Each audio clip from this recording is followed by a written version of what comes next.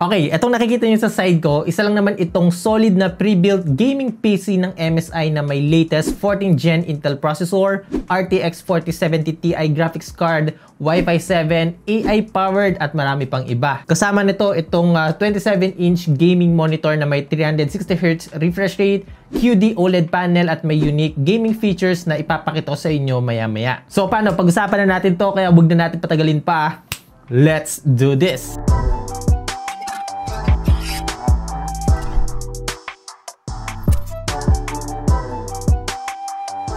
What's up guys? Ako nga pala si Poy and welcome back sa channel. O game, simulan na natin sa presyo. Para dito sa MSI MEG Trident X2 14th desktop PC, mabibili natin ito sa halagang 179,995 pesos. While dito naman sa MSI MPG 271 QRX QD OLED gaming monitor, 54,995 pesos naman ang presyo nito. You can visit their website dyan sa description box. Pwede nyo i-check sa ang MSI Concept Store malapit sa inyo ang availability ng dalawang to. Game.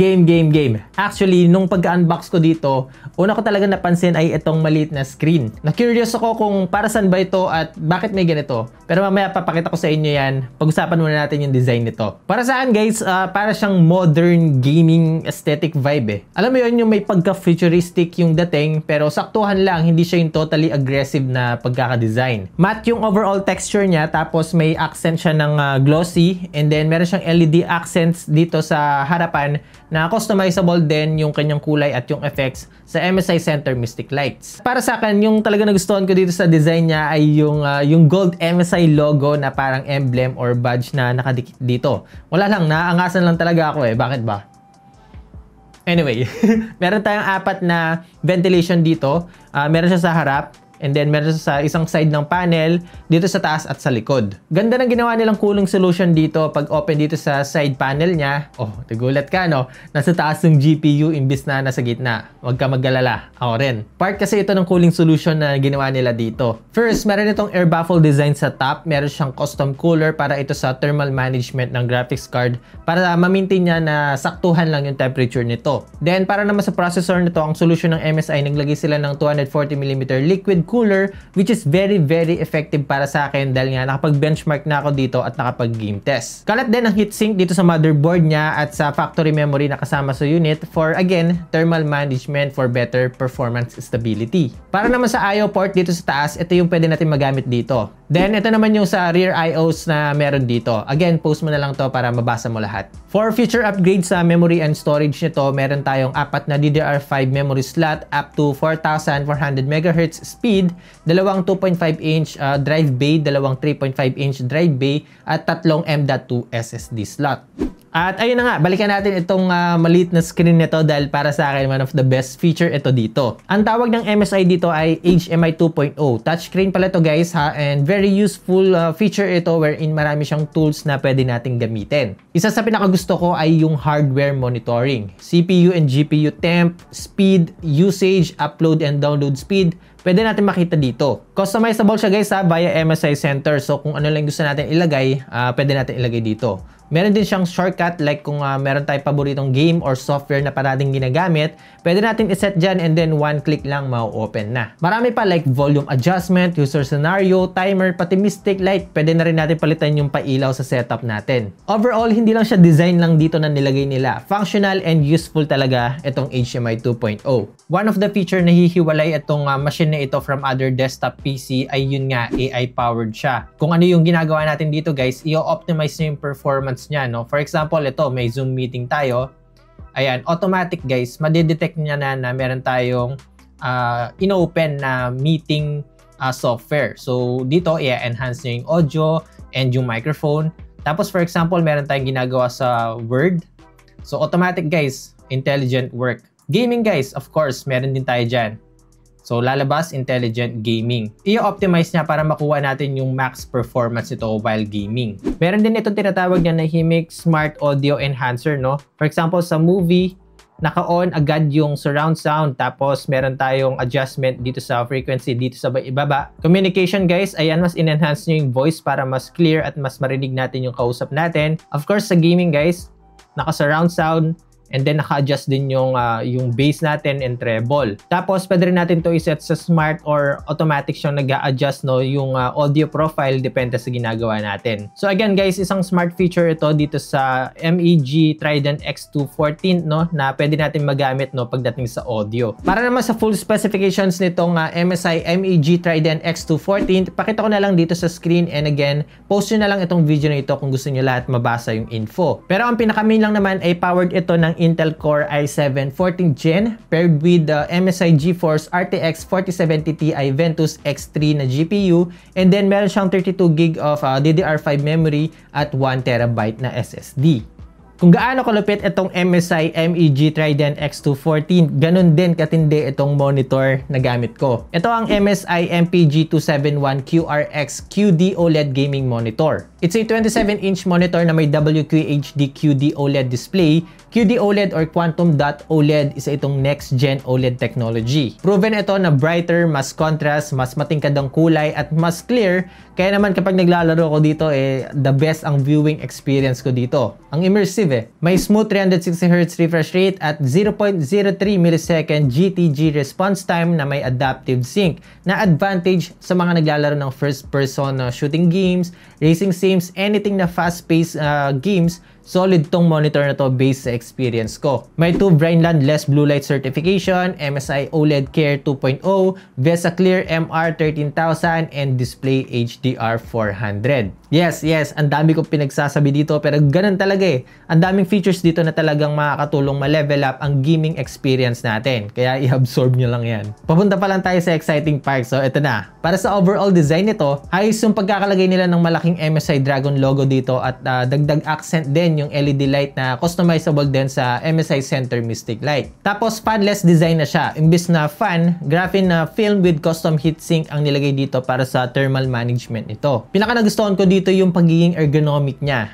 Lahat ng possible adjustment na gusto ko, kaya niya. Pwede natin i-adjust pa kaliwa, pa kanan, pataas, pababa, adjust yung height nito sa gusto mong level, at ito pa, pwede rin natin gawing portrait or pahaba yung monitor na walang kahirap-hirap. Ayos din ang I/O ports na meron dito. Meron siyang dalawang USB 2.0 Type A, isang USB 2.0 Type B. Mamaya papakita ko sa inyo kung anong use nito. Isang power delivery na USB Type C up to 90 watts, isang display port, at dalawang HDMI 2.1 na capable maglabas ng up to WQHD resolution at 360Hz display output, at meron din siyang headphone out. One of the reason kung bakit mo bibili nitong MSI MPG271QRX QD OLED gaming monitor ay para sa gaming intelligence app nito na for me, best feature ito. Yung traditional way of adjusting the display settings ng monitor ay sa built-in settings, di ba?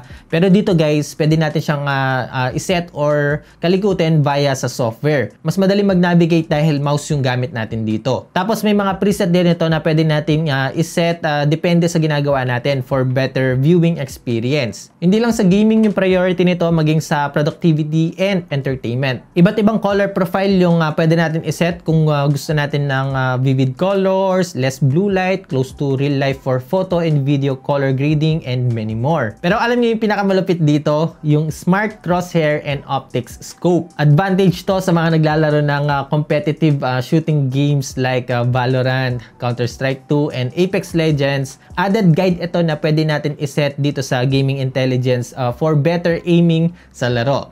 Overall guys, solid itong MSI MPG271QRX QD OLED gaming monitor. Siksik sa features pagdating sa gaming, productivity, and entertainment. Kumbaga, any user can use this monitor.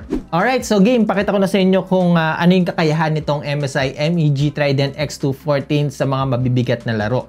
Alright, so first game na itetest natin guys ay itong Spider-Man Miles Morales. And as you can see dito sa ating settings, pagdating sa kanyang display guys, naka 1440p tayo, 360Hz. Max lahat to guys, naka very high lahat. Ilagay natin sa high, very high. So let's see kung kumusta yung kanyang temperature and of course yung kanyang frame rate. So kung makikita natin dito, umaabot siya ng 105 no, FPS. Let's see, tignan natin sa may combat. So as you can see guys, nasa average of 79 to 95 dito sa may combat.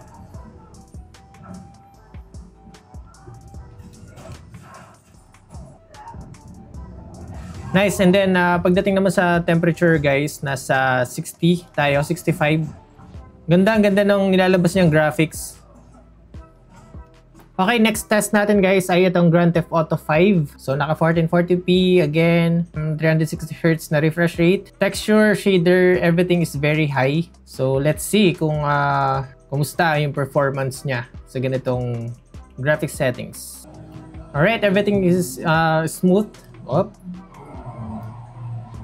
Okay siya, guys. Frame rate natin, pumapalo siya ng 100 to 140 FPS. Para naman sa temperature, guys, ng ating CPU, nasa 55 to 60 degrees. Same with the GPU, guys. Nasa ganung range lang din siya. Guys, ulitin ko, naka-max settings tayo dito.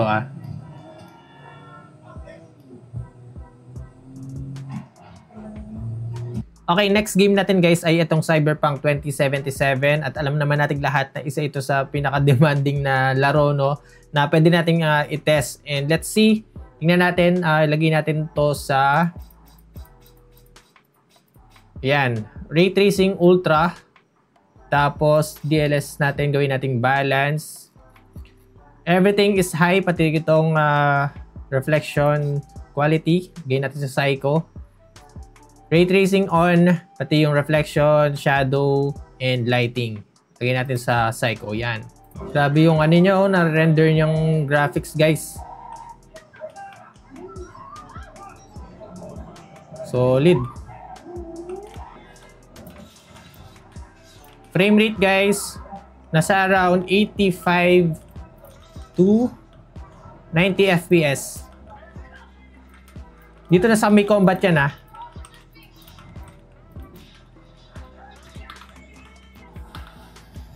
Then sa ano naman, guys, sa temperature naman nito, wala masyadong pinagkaiba, no?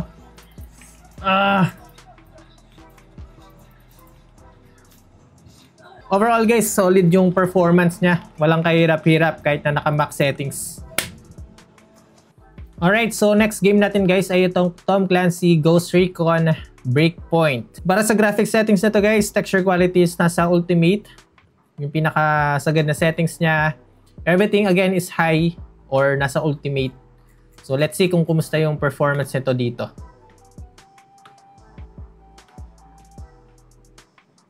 Okay, frame rate is good. Umaabot siya ng average ng 159, 150 to 165 FPS. Tindi, ganda, ganda ng performance niya dito. Para sa kanyang ano naman, guys, temperature, bumaba siya doon sa after natin maglaro ng Cyberpunk, bumaba siya, nag-stable siya ng 55 to 57 sa kanyang processor and around 65 naman sa GPU.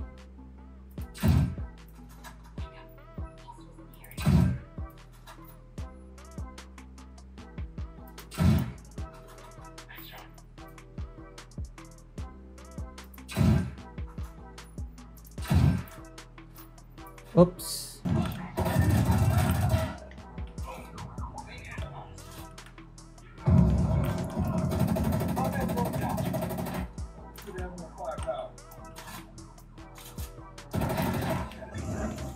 So as you can see, guys, dito sa Breakpoint, sobrang smooth niya. Talagang nakaka-enjoy laruin dito. Grabe, ang ganda ng graphics na nare-render nito. Solid. Okay, last game natin, guys, ay itong Apex Legends. And let's see kung kumusta yung performance nito. So ito yung kanyang settings, no? Of course, syempre, ilalagay pa rin natin lahat yan sa high. Alright, so initial data, guys, nasa 120 FPS tayo dito. Pagpasensyahan nyo na akong medyo potato aiming tayo dito kasi di ako naglalaro talaga ng Apex. Feeling ko makakailang ano tayo dito. Makakailang game tayo. Alright, so para sa temperature, guys, bumaba naman siya. Nag-lay low naman siya to 50 average. Uy, teka lang, wala pa akong barrel. Masyado namang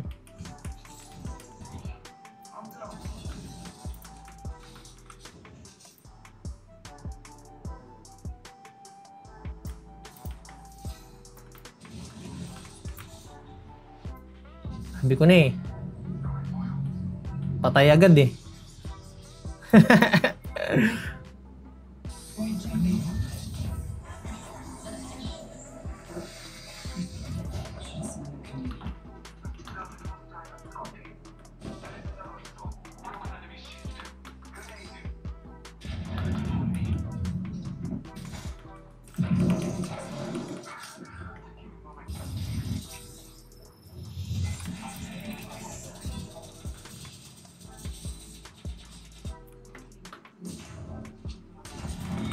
Alright, game 3. Ay, nako.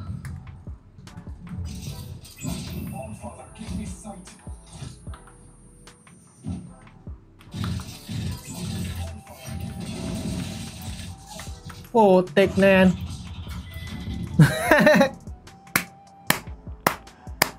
And that's it guys for today's video. Satisfied naman ako sa performance nitong MSI MEG Trident X214 desktop PC. Literal na the future is here sa dami ng advanced features na meron dito tulad ng HMI 2.0, modern stealthy design, advanced cooling solution at syempre powerful processor and graphics card with AI technology. Tapos dito naman sa MSI MPG 271 QRX QD OLED gaming monitor, meron siyang fanless design, next gen QD OLED panel, smooth and responsive display, supported ng 90 watts speedy charging, high resolution display output at syempre yung gaming intelligence app nito. Again guys, kung interesado kayo dito, meron akong official link na i-provide na sa inyo dyan sa description box. Check nyo na lang and also check their official website. Baka may mga hindi pa ako nasabi sa inyo na makikita nyo doon. Alright, so kung may mga katanungan pa kayo dyan, iwan nyo lang dyan sa comment box at try natin sagutin. Alright, so hanggang dito muna sa ngayon guys. Ako nga pala si Poy, unboxing anything just for you. Like so. Alright, pwede na maglaro ulit.